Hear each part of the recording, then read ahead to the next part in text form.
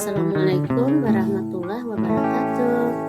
Pada pertemuan kali ini, Ibu akan membahas materi tentang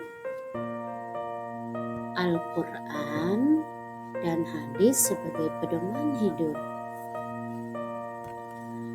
Adapun tujuan pembelajaran pada pertemuan kali ini, yang pertama, memahami definisi tentang Al-Quran sebagai sumber ajaran Islam. Yang kedua, memahami definisi tentang hadis Nabi Muhammad SAW sebagai sumber ajaran Islam. Al-Quran menurut bahasa berarti bacaan atau yang dibaca, sedangkan menurut istilah Al-Quran adalah wahyu Allah Subhanahu wa Ta'ala yang diturunkan kepada Nabi Muhammad SAW melalui malaikat Jibril sebagai petunjuk bagi umat manusia. Al-Quran diturunkan untuk menjadi pegangan bagi mereka yang ingin mencapai kebahagiaan dunia dan akhirat. Al-Quran dan hadis adalah dua pedoman yang ditinggalkan Rasulullah SAW untuk umat manusia di dunia.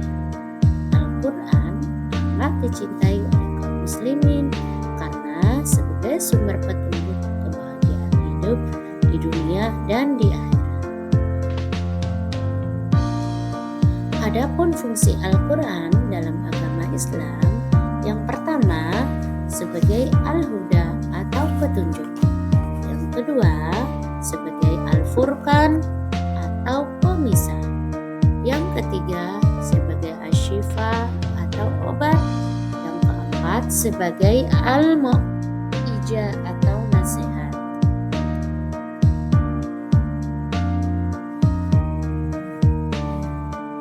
Mari kita sama-sama mendengarkan bacaan Quran surat An-Nahl ayat 64 yang berbunyi sebagai berikut. أنزلنا عليك الكتاب إلا لتبين لهم الذي اختلفوا فيه وهدى ورحمة لقوم يؤمنون. Artinya, dan kami tidak menurunkan kitab Al-Quran ini kepada Muhammad, melainkan agar engkau dapat menjelaskan kepada mereka apa yang mereka perselisihkan, serta menjadi petunjuk dan rahmat bagi orang-orang yang beriman. Adapun kandungan surat An-Nahl ayat 64, yang pertama sebagai dasar dan pedoman yang dapat membuka pikiran untuk dapat menilai kebenaran atas bimbingan wahyu. Yang kedua, sebagai pembimbing sekaligus dapat menjelaskan persoalan yang diragukan sehingga dapat melihat kebenaran dan kebatilan.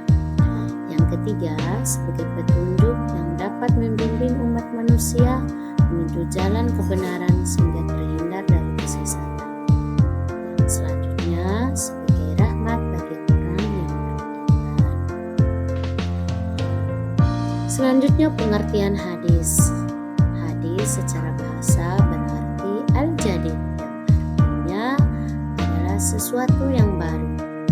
Menurut para ahli hadis, hadis merupakan segala perkataan atau sabda, perbuatan, hal ihwal, kejadian, peristiwa, masalah, dan ketetapan lain yang disandarkan kepada Nabi Muhammad SAW. Dari definisi tersebut, dapat kita pahami bahwa hadis adalah segala perkataan dan perbuatan yang mencakup seluruh peristiwa, kejadian, dan masalah, serta ketetapan lain yang disandarkan kepada Nabi Muhammad SAW.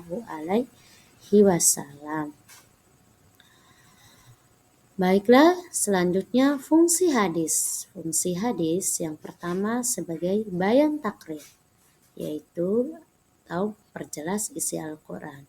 Hadis yang berfungsi menegaskan atau menguatkan terhadap apa